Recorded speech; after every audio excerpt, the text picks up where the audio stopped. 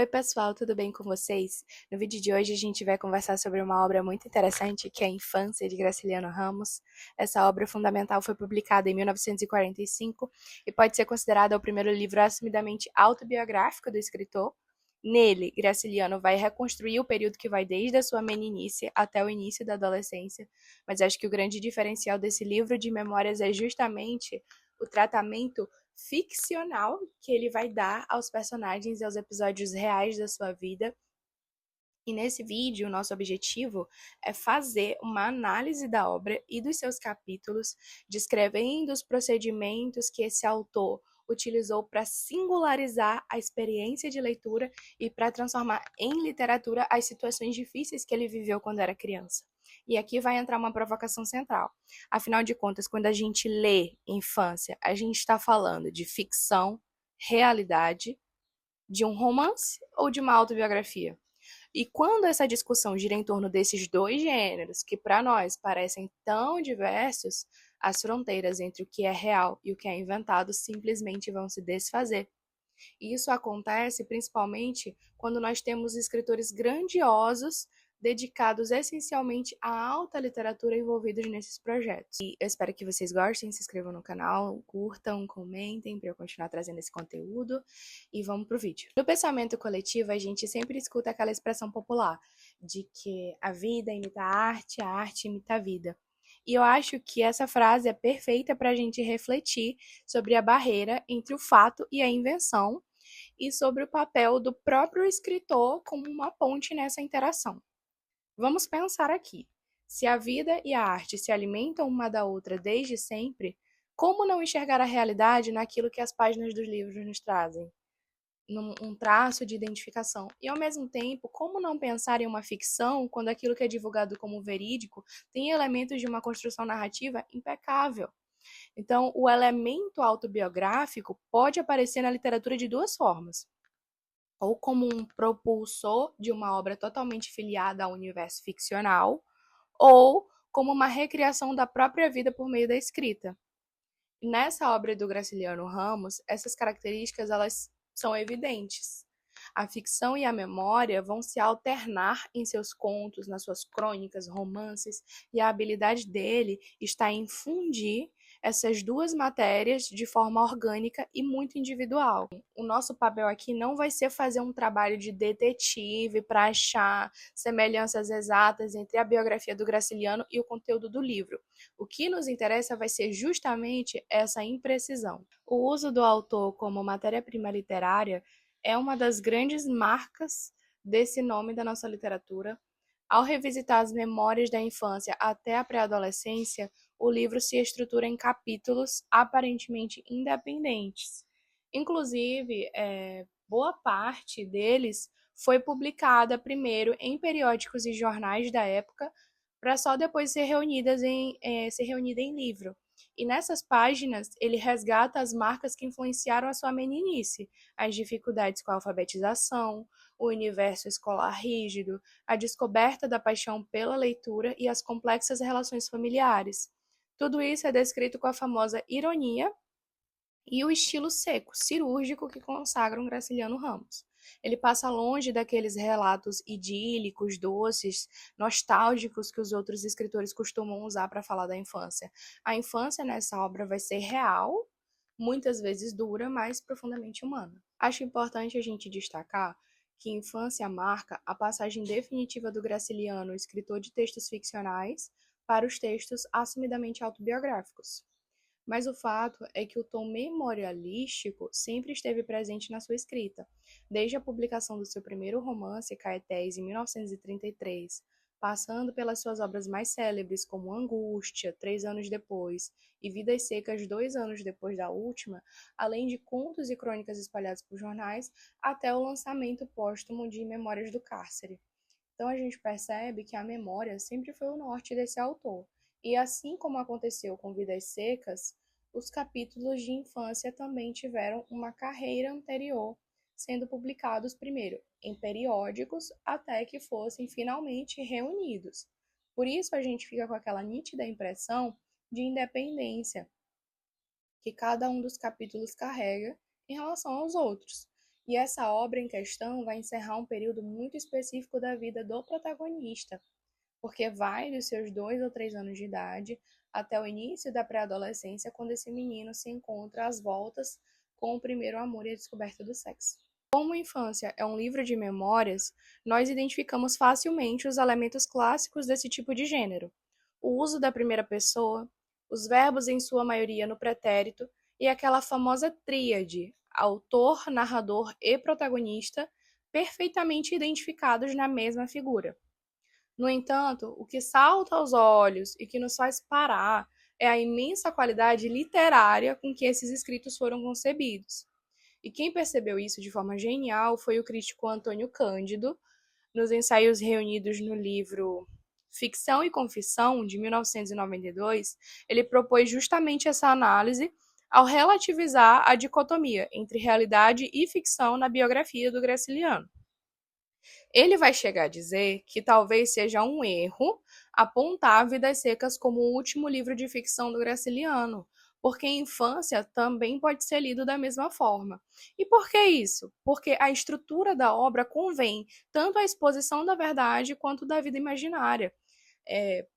Pessoal, as pessoas reais da vida dele parecem personagens e o escritor se aproxima delas por meio de uma profunda interpretação literária. A maneira do Graciliano narrar é tão artística, de uma maneira simpática, mas não objetiva, que restam apenas alguns pontos de fixação para nos puxar de volta para a realidade histórica.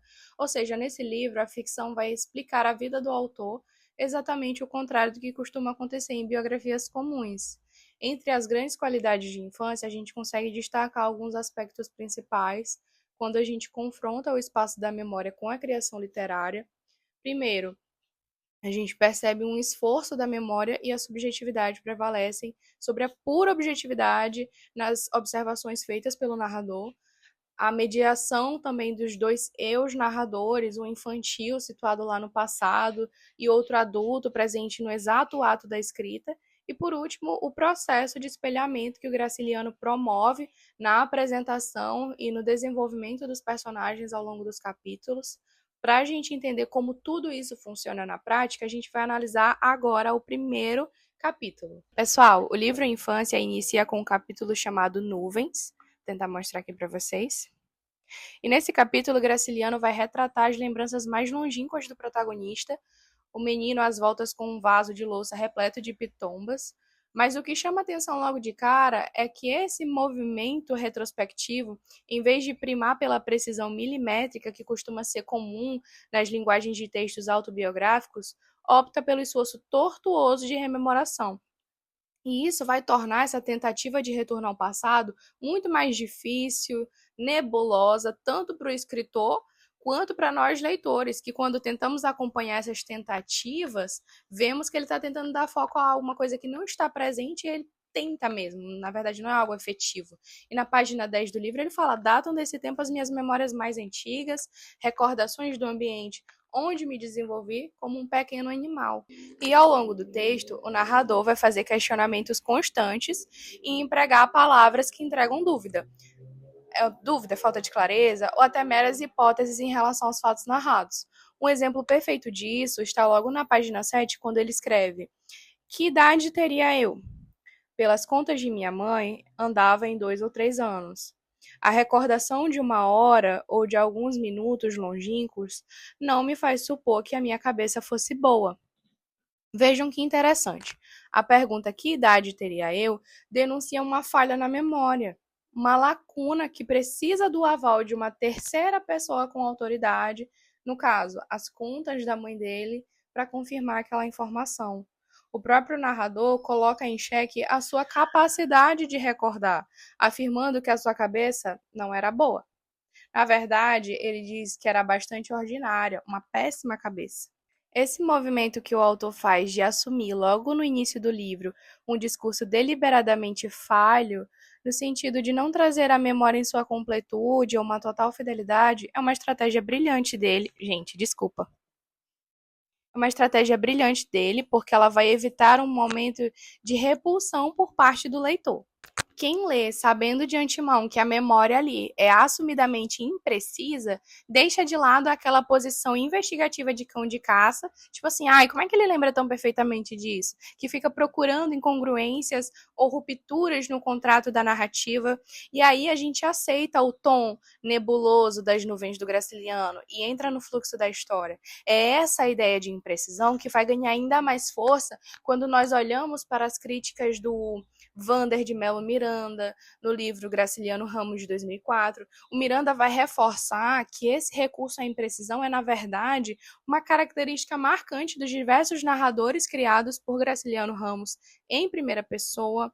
Ele é um autor que foge das respostas definitivas do seu trabalho literário e, assim, em Infância, que é uma obra que, como nós já vimos, não está totalmente liberta do fazer ficcional, ele jamais abriria a mão desse caminho mais tortuoso do lembrar-se. Esse recurso da memória falha não conduz o narrador ao abrigo de certezas apaziguadoras ou de uma verdade incontestável, muito pelo contrário, vai abrir espaço para justamente existir uma contradição e para recorrências que desintegram o ato de recompor a vida pela linguagem.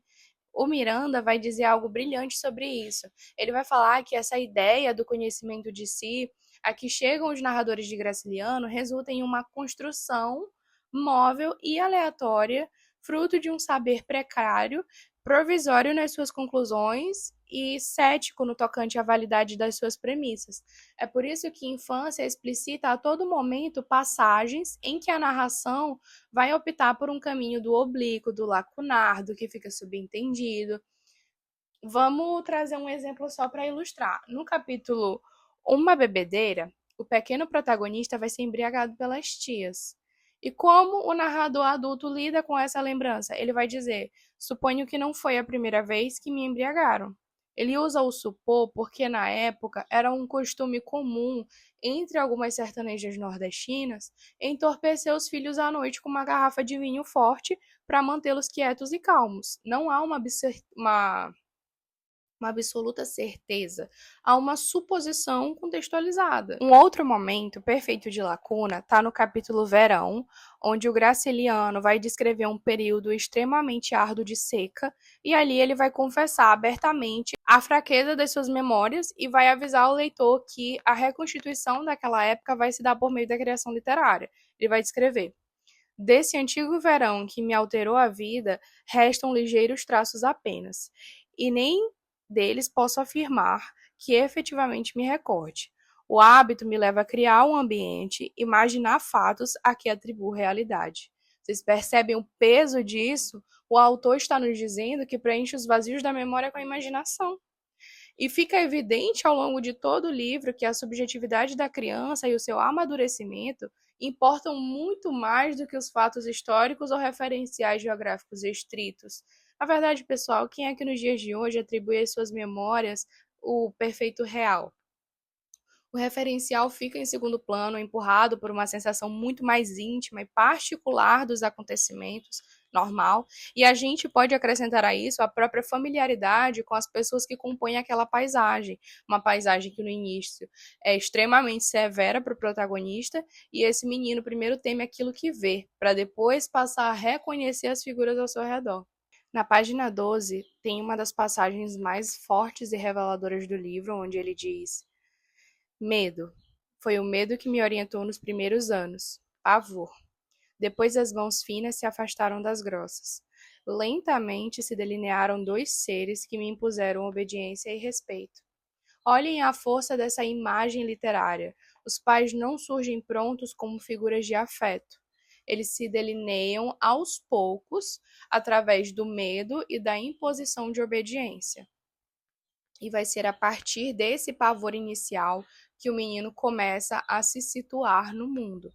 Mas o que torna a narrativa fantástica é que, em muitas situações, o protagonista tenta racionalizar o que acabou de viver.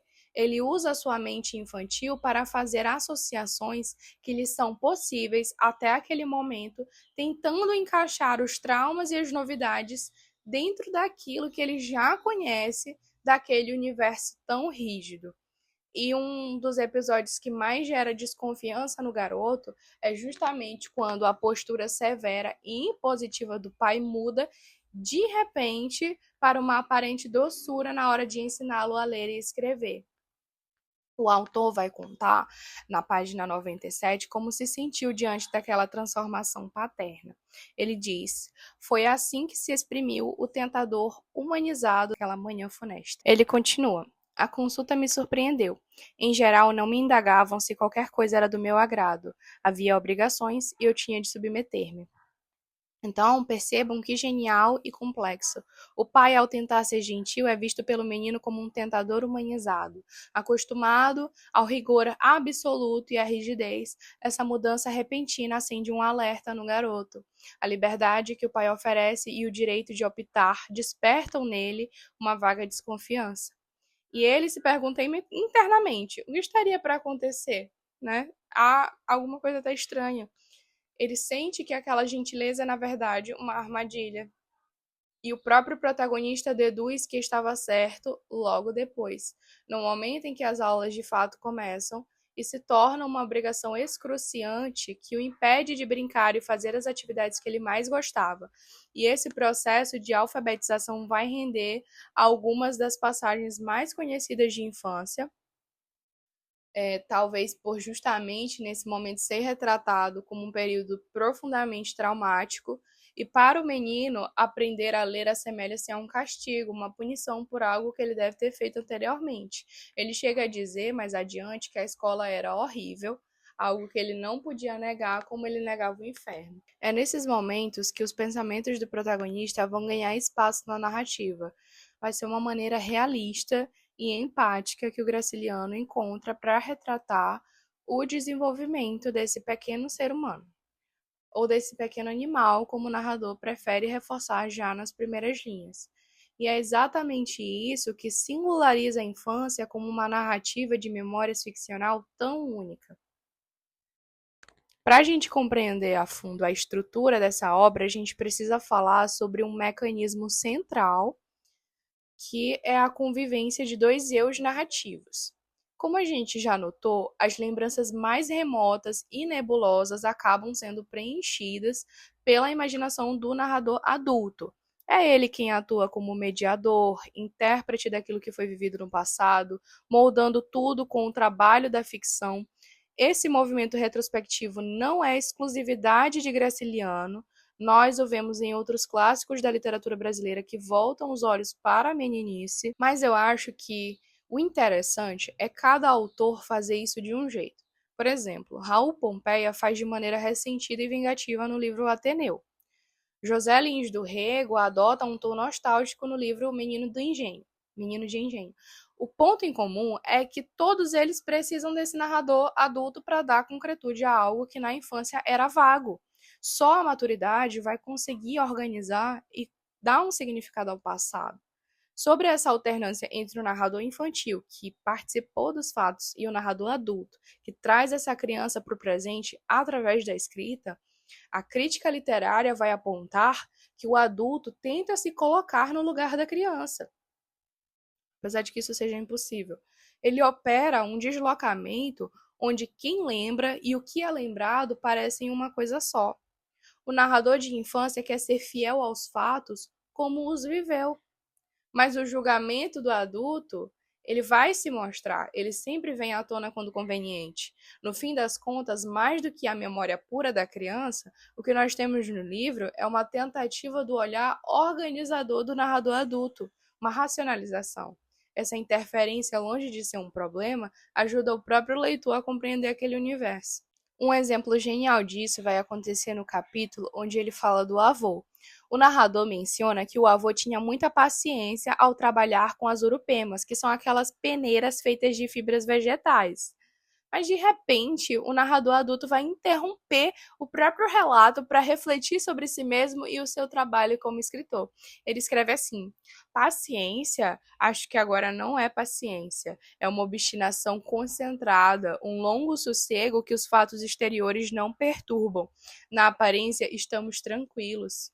Esse corte marcado pelo advérbio agora suspende a ação. Não é mais o menino falando, é o escritor adulto fazendo uma digressão. Ele se coloca no lugar do avô através do plural. Sentimos, estamos, mas ele se coloca ali não apenas como um artesão de peneiras, e sim como um artesão das palavras. Para ambas as tarefas, afinal, exige-se o mesmo apuro, o mesmo silêncio, a mesma calma, que resultam no que o próprio Graciliano vai chamar de uma obra tormentosa e falha. Outro momento em que esse eu adulto se choca com o eu infantil é no capítulo O Enterro. O menino volta para casa em completo choque depois de contemplar vários ossos no cemitério, e aquelas imagens descrépitas assombram seus pensamentos de criança. E o narrador adulto, ao tentar traduzir aquela balbúrdia mental do menino, vai escrever: mas o artifício da composição não exclui a substância do fato. Esforcei-me por destrinchar as coisas inomináveis existentes no meu espírito infantil. Uma balbúrdia. É por terem sido inomináveis que agora se apresentam duvidosas. Percebam o esforço de recordar fielmente algo que, na verdade, nem na época era compreensível para o garoto. As emoções eram confusas demais. E o que o Graciliano faz aqui é genial. Ele usa o artifício da composição, a própria literatura, para nos mostrar que às vezes a ficção falha em recuperar a memória exata. Resta a ela apenas descrever a confusão e assumir no presente da escrita o fracasso desse resgate. A memória falha e a literatura vai abraçar essa falha. Acho que isso é muito bonito. Algo que me vem à mente é que a grande beleza de infância e da obra de Graciliano como um todo está justamente na sua disposição de enxergar o próximo. A literatura dele é profundamente preocupada com questões sociais, mas ela não vai se apoiar apenas em exterioridades, em paisagens ou naquele retrato pitoresco que muitos escritores regionalistas da geração de 30 faziam. O Graciliano vai mergulhar no universo íntimo das personagens, analisando também psicologicamente as suas ações. A crítica define muito bem, ele escreve a sua literatura com um olhar para dentro, porém com outro olhar para fora. E em infância, a identidade desse menino é construída justamente através do contato com o outro, nas mais diversas esferas sociais. Mas para a gente entender como funciona essa alteridade, vale focar em duas figuras centrais: o pai e a mãe do protagonista. As primeiras descrições desses dois nos livros estão longe de ser afetuosas. Ele os define como dois entes difíceis que se ajustavam. O pai é descrito como um homem sério, de queixo rijo, de fala tremenda, e a mãe como uma senhora enfesada, agressiva e ranzinza. Os pais vão ser os responsáveis por introduzir o menino na realidade ríspida do Nordeste na virada do século XIX para o século XX, um cenário marcado pelo patriarcalismo, pela valorização da violência, e o menino vai contar que foi acostumado com muito... Ele foi acostumado muito cedo a bolos, chicotadas, cocorotes, puxões de orelha. Os gritos e as pancadas faziam parte da ordem natural das coisas, como a chuva e o sol. E o mais importante não. O mais impressionante é que essa violência era tão naturalizada que quando os pais tentavam ser carinhosos, ele se desorientava. Ele conta que quando a mãe abrandava e o pai resolvia contar histórias, ele achava que a própria natureza tinha se modificado. Mas logo, o doce parêntese que se fechava e deixava ele perdido. Só que o Graciliano, ele não escreve com ressentimento puro. Ao longo do livro, ele escolhe alternar esses momentos de crueza com situações de extrema fragilidade. E também de humanização dos pais, fazendo a gente enxergar esses personagens sob uma nova ótica. O pai, o Sebastião, que antes parecia terrivelmente poderoso, surge dessa vez fraco, normal, derrotado pela seca, que o obrigou a se mudar com a família para Alagoas. Ele fala assim, um gibão roto sobre a camisa curta. O narrador adulto, anos depois, consegue compreender aquele homem. Ele vê o pai arrogante, submisso, impotente, lacrimoso e conclui: hoje acho naturais as violências que o cegavam. Porque, gente, o mesmo vai acontecer com a mãe também, a Dona Maria, no capítulo Fim do Mundo, ao ler uma brochura religiosa sobre a vinda de um cometa e o fim dos tempos, ela vai se desesperar e diante daquela aterrorizada, as desavenças do menino morrem, né? Ele vai julgar ela como fraca, como boa, ele sente o coração pesado e deseja confortá-la. Há um profundo esforço do Graciliano não para denunciar ou julgar ninguém, mas para compreender, né, as motivações, as circunstâncias que moldaram aquelas ações, que condicionaram aqueles comportamentos. E para encerrar, eu trago uma crítica do Alfredo Bossi, porque ele pontua que a educação sertaneja, tanto em infância quanto em vidas secas, é um aprendizado brutal. É preciso temer o outro, a natureza, o acaso. É um cotidiano que corta as asas da fantasia e prepara a mente para sofrer o ciclo imperioso da escassez. O fato que a gente precisa pontuar aqui é que o Graciliano entendeu o povo nordestino como poucos. Ele estabeleceu uma relação de empatia e alteridade que impediu que os seus textos fossem meras exposições de miséria. Ele não foi um observador, ele foi um participante. Ele cresceu nessa realidade, conviveu com todas as classes sociais, sabia exatamente por que as pessoas agiam como agiam, e ao escrever com esse conhecimento de causa, ele conferiu aos personagens da obra o maior trunfo que uma obra de memória pode ter, que é um tom de verdade profunda alcançado através da autoficção. Então, pessoal, eu espero que vocês tenham gostado desse vídeo, dessa análise. Se vocês quiserem continuar lendo essa obra junto comigo, para a gente analisar de uma maneira mais profunda, é, curtam esse vídeo, comentem o que vocês acharam, se vocês já sabiam dessas coisas que eu trouxe. Falam o que vocês mais ficaram impressionados durante a leitura, nesse estilo seco e humano do Graciliano. E aguardem o próximo vídeo, porque eu prometo entregar mais, mas eu já espero que esse vídeo tenha introduzido muito bem a obra para vocês. Até o próximo.